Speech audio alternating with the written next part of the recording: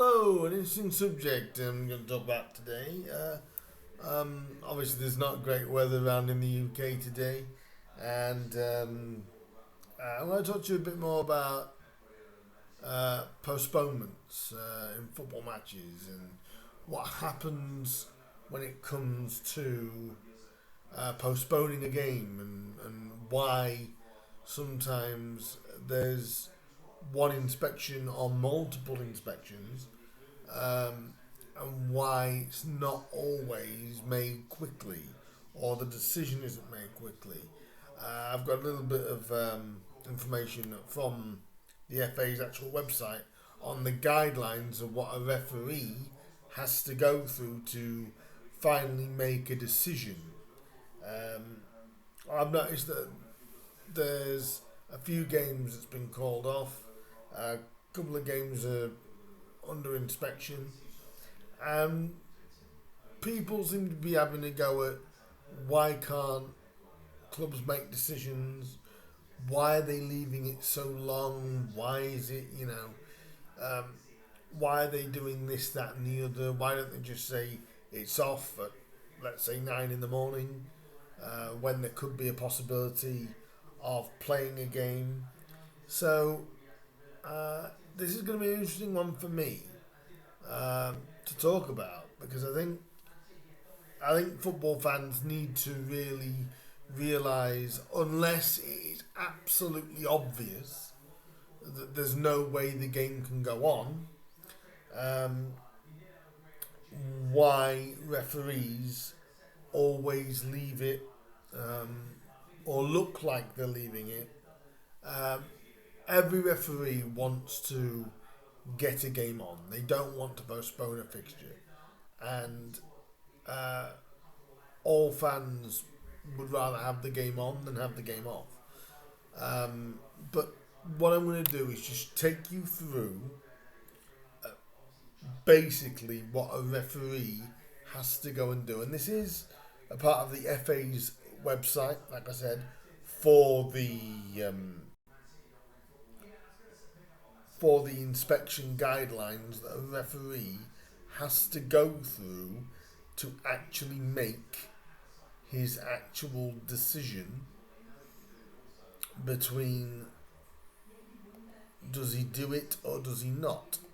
So here's what we got. This is from the FA's um, pitch inspection guidance, and I'll read this word for word to give people the fullest understanding, and then I will say my bit at the end and give you what I think.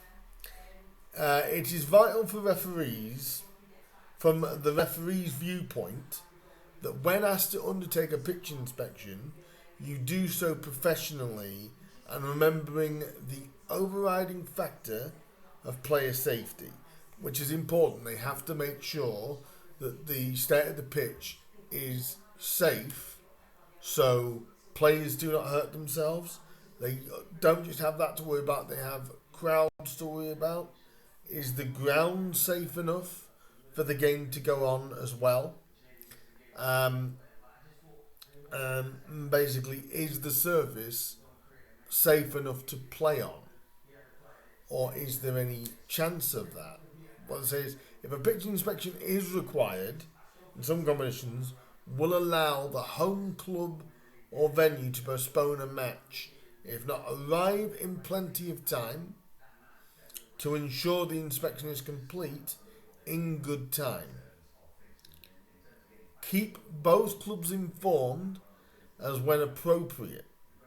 So basically, what they mean by that is keeping the clubs, if the visiting club is not there yet, they have to literally, um, they'll have a link to somebody at the visiting club to inform, yes, it's worthwhile travelling down, no, hold off, not just yet, is what that means. But a referee's decision uh, is the guy that makes the decision on the inspection, and what they have to consider is the following: whether or not the ground, so the grass, the playing area, is dangerous, i.e., ice, frost, excess water. You've also got whether or not conditions are or could turn farcical. So what they've got to think of there is, right, are the conditions going to get that bad that it's going to become a joke? That not only is it going to become unsafe, it's going to be basically a joke to play on. And so they have to take that into account. Is it going to be dangerous, like I said, for excess water, or is it going to turn into a joke if they do play the game? So our players got a chance of diving into floods of water, or is the ball just going to stick and make it near enough impossible to pass? It says the views of the home club groundsman in terms of local knowledge and draining capabilities in the event of standing water. So the hosting groundsman will have a say as well as to whether a game goes on or a game is off. If he doesn't believe that A, the weather's going to get any better, or B, the fact he believes that the pitch, he will not be able to sort the pitch out, he or she would not be able to sort the pitch out, then he could say to the match official, no, it's no good. It's literally no good. So the groundsman of the hosting club does have a say in this as well, obviously knowing what the capabilities of the ground is. The existing condition of the playing surface in conjunction with the prevailing weather conditions, as previously confirmed with the local weather authority. So the match referee and the assistant will be talking to the local weather authority, and maybe that what can happen then is that can then put back an inspection or make it a later inspection to make absolutely certain. You've got to remember, referees want games on. They don't want to have to call a game.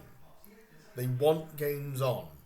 So they have to converse with the local weather authority, with the local club groundsman, and with the safety authority people as well, to make sure that can bring the situation further forward. Again, what you're starting to see a picture is why it can take a lot longer to make a decision than maybe just looking out the window going, the weather's bad, the weather's awful, the rainfall's horrible, so call it off. We've also got here another thing that a referee has to use is be seen to be active and inspect thoroughly. A professional approach must be adapted when carrying out an inspection. It is not acceptable just to take a cursory look at the field of play in normal dress.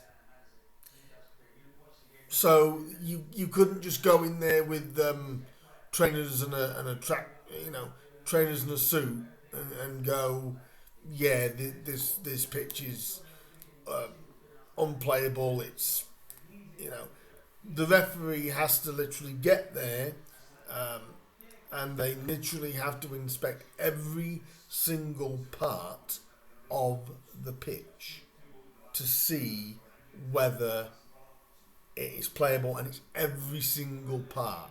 It's not just a single part of the pitch. That's why inspections can take up to half an hour, because they're not just looking at a certain section. We've also got here, and what that also means as well is that they can't just look at the pitch and go, yep, that's unplayable. You can't do it by the eye. You've got to really get your football boots on, obviously get what you'll be wearing during the match on, to actually go and check the pitch all the way around. So again, hopefully this is giving people some clarity as to why it isn't always easy. That's why I said sports kits should be worn along with appropriate footwear, i.e. the football boots or the boots you'll be running around on the pitch with. All areas of the pitch should be inspected. A ball should be used to determine whether the surface is playable. Now what they mean by that is it's the movement and the bounce. So if ever you've been there when a pitch inspection has occurred, you will see a referee roll the ball. You will see him bounce the ball to see what sort of give the ground has got. If it's absolutely rain sodden, then obviously the game will not go ahead. I think if it doesn't go more than five yards and it stops about a yard or two into, that literally makes the pitch waterlogged, which will make it absolutely impossible and unsafe for players to actually play on that pitch. Again, there's more to it than people just think it is. But like I said, the bounce is important, because if the ball doesn't bounce, it could become really ugly when players are trying to chase the ball down and come together. It could cause serious injury to the players. In other terms, it's like inspections when it comes to fog. Well, when fog creates its own problems, the perspectives from ground level and at the back of the stand. So what that means is they'll look from pitch level, and then they'll have one of the other officials, maybe the assistant, go up to the top of the main stand of the ground and look across to see whether fog could be causing the problem. Obviously, sometimes that's fine and it comes in during a game. You have to then take the chance via the ground level. Obviously, because looking from up on the stand then wouldn't be possible.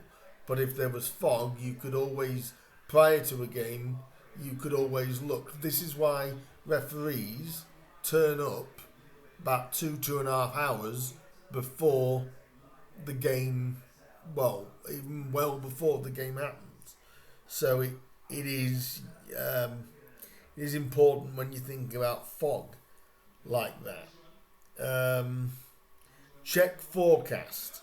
Remember that obviously there's a responsibility to us, the supporters, as to whether we think that it is safe for them. So sometimes you may see a postponement not due to the pitch. You may see around the surrounding area may be unsafe. So because of that, the pitch may be playable, but the ground or around the grounds, I think it's within about a 10 metre limit of the ground. If that isn't safe, the game will get called off through safety concerns rather than anything to do with the pitch, which I have known happen, and a lot of people have had that happen. When dealing with such elements as frost or ice, remember that the highest temperature of the day usually happens around about midday. Get a forecast, if necessary, of the projected temperature for the time when the match is due to conclude. Now that's a big thing for when you're talking about with the temperature. It's not always the temperature then, same as like it's not always the weather now. As of some places, the weather could improve a couple of hours before the game. Well, if it improves and then you've already called it off, you'll then get fans going, well, why didn't you give it every chance? And I'll talk into how I feel for away supporters on this matter. So it is kind of, they have to make sure that basically it's absolutely unsafe, but they have to check. So again, today is having an extra inspection, another inspection. It's because they've looked at the weather forecast, they've spoke to the grounds people. There's far more to it than maybe standard football fan seems to believe. But they also have to check the temperature when it comes to ice, so that will decide whether it's again playable or not. But it has to be not the time that it's starting, it has to be the time that the match will conclude, because if it gets so cold where it could freeze the pitch even more, you won't want to be playing it. You know, it may not be safe come half an hour before the end. So that's how sometimes it can happen. The manpower available for the home club to carry out any necessary work to make sure the ground is playable. The time the visiting club is due to commence their journey, and liaise with managers to gauge thoughts of both clubs. So everybody will be involved in this decision. Remember, the decision as to whether the game goes ahead or does not go ahead is the referees alone. Everyone else can get the bits of advice. They talk to the groundsman, they talk to the weather authority, they talk to all the relative parties, they talk to the coaches, they talk to everybody involved. And the 2 points on this, which is stated in this document, is once that the referee has made the decision, it is important to communicate it with the home and the away team. So that is where they'll get both managers together and say, I've made this decision on this. Are you guys in agreement with that? This is my decision. This is what I'm going with. At some point, it is important to also tell the competition, the league, or the county, depending on the game you are refereeing. So, once they've made that decision of, right, the game is off, right, they have to inform the managers and clubs first, but then within minutes they have to then inform the FA, the EFL, the Premier League, the European governing body, whatever it is, FIFA, UEFA. They have to literally inform, the referee has to inform them the game is not going ahead due to this. Here's the reason why. Here's the report as to why. They'll send a report off to them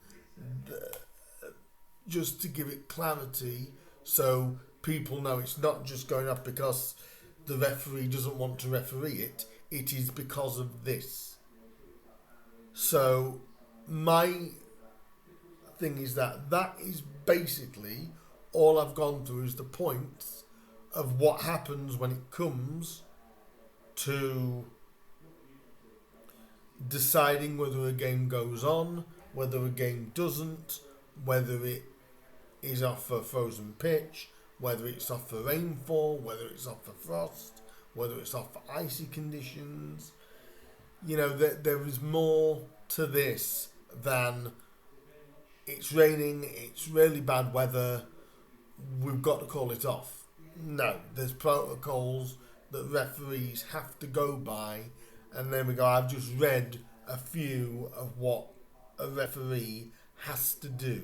My opinion when it comes to away supporters. Now, I do have sympathy for away supporters. Why should they have to wait till 1, 2, half 2?